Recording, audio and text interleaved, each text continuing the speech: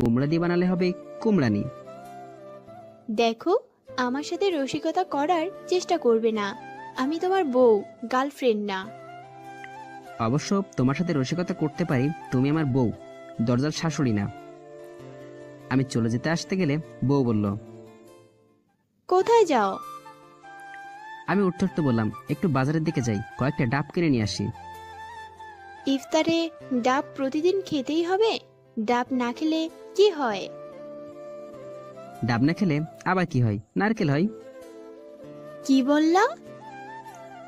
আমি হাসতে হাসতে বললাম, মধু বললা। রাতে খাবার দাবার করতে করতে 11টা বেজে গেল। আমার মাথায় আছে আজ আমাকে মশারি টানাতে বলবে। পুরুষ মানুষের হয়ে সামান্য বউয়ের কাছে হেরে যাব, তা কি হয়?